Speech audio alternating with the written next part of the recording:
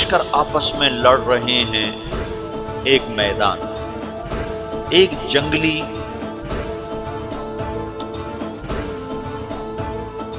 بدوؤں کا قافلہ، جنگل کے لوگ اپنے قبیلے کو لے کر، ایک جنگلی قبیلہ اپنے سردار کے ساتھ نقل مکانی کر رہا ہے ایک جگہ سے دوسری جگہ۔ اللہ کا نظام کہ یہ لوگ چلتے چلتے چلتے اس وادی میں پہنچ گئے جہاں جنگ ہو رہی ہے، دو لشکر آپس میں لڑ رہے ہیں۔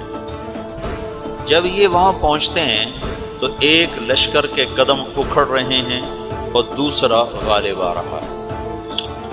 ان کو نہیں پتا شکست کھانے والے کون ہیں اور فتح پانے والے کون ہیں، ان کو نہیں پتا۔ اس جنگلی قبیلے کے سردار کا نام بھی تغرل ہے، تغرل۔ تو یہ سردار کہتا ہے جو شکست کھا رہے ہیں ان کی مدد کرو، کچھ پتہ نہیں کون ہے، کہتا جو شکست کھا رہے ہیں ان کی مدد کرو۔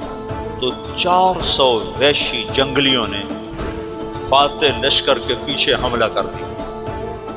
تو ایک کافی ہوتا تو 400 دوڑ دوڑ جب تلواریں پڑیں تو چند لمحوں میں نقشہ بدل گیا، بھاگنے والے جم گئے اور جمنے والے بھاگ پڑے۔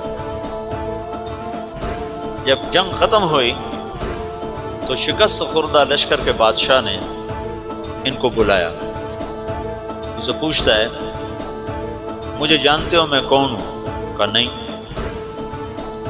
کہا تو تم نے میری مدد کیوں کی؟ کہا انسانی ہمدردی کی وجہ سے، تمہیں شکست ہو رہی تھی اس لیے تمہاری مدد کی۔ اور اس نے اپنا تعارف کرایا، میں ہوں سلیمان سلجوقی ترکی کا بادشاہ۔ مسلمانوں کا لشکر تھا اور تاتاریوں سے شکست کھا رہا تھا، تاتاری فتح پا رہے تھے، مسلمان شکست کھا رہے تھے۔ تو وہ اللہ کی غیبی مدد بن کر آئے۔ تو وہ اس سے کہتا ہے میرے ساتھ رہنا پسند کرو، تم نے میرے اوپر احسان کیا ہے، میں اس کا بدلہ دینا چاہتا ہوں، میرے ساتھ رہنا پسند کرو؟ کہنے کا کر لوں گا۔ تو اس کو لے کر ترکی آیا، اور استنبول اس وقت روم کی حکومت میں تھا، اسے فتح کیا اس تغرل کے آگے چوتھے پانچویں پڑپوتے محمد فاتح نے۔ تو یہ استنبول ہے، یہ ترکی ہے، بیچ میں ایک چھوٹا سمندر ہے، یہاں ایک جاگیر ہے۔ تو سلطان سلیمان کہتا ہے یہ جاگیر تجھے وقف ہے، ادھر سے رومی مجھے تنگ کرتے ہیں حملے کر کر کے، تو میرا دفاع کرتے رہنا، یہ جاگیر تیری۔ تو اس جاگیر پہ اس نے اپنے قافلے کو آباد کر دیا، اپنے قبیلے کو، اور ایک چھوٹی سی حکومت بنا لی، جو ایک صوبہ سمجھو سلیمان سلجوقی کا، وہ ایک چھوٹا سا صوبہ ہے۔ وہاں جب یہ رہ پڑا تو پھر یہ ایک شیخ کے بیعت ہوتا ہے، وہاں شیخ طریقہ میں ان کے یہ بیعت ہونے جاتے ہیں، وہ اس کو رات اپنے پاس ٹھہراتے ہیں۔ تو ایک کمرے میں ان کو ان کا خادم ٹھہراتا ہے۔ یہ جب کمرے میں جاتا ہے تو سامنے دیوار میں طاقچے پر قرآن پڑا ہوا ہے۔ تو یہ تغرل بیگ کہتا ہے یہ کیا ہے، یہ کیا ہے؟ تو وہ خادم کہتا ہے یہ کتاب اللہ ہے، قرآن ہے۔ وہ اس کو وہاں چھوڑ کے باہر چلا جاتا ہے۔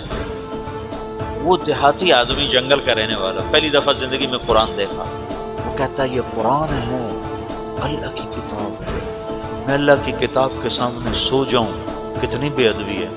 تو اس نے ایسے قرآن اٹھایا اور سر پہ رکھا اور کھڑا ہو، ساری رات قرآن سر پہ رکھ کے کھڑا رہا۔ رات کے پچھلے پہر اس کو خواب آیا، کھڑے کھڑے اس نے دیکھا کہ اس کی پشت سے ایک چاند نکلا اور شیخ کی بیٹی کے سینے میں جا کے اتر گیا۔ پھر اس لڑکی کے سینے سے ایک درخت نکلا جو پھیلتے پھیلتے پھیلتے 3 بر اعظم پہ چھا گیا، افریقہ پر، یورپ پر، ایشیا پر۔ پھر اس کی آنکھ کھل گئی، وہ کھڑا ہوا ہے۔ تو اس نے صبح یہ خواب اپنے شیخ کو سنایا، تو انہوں نے اپنی بیٹی اس کے نکاح میں دی تھی۔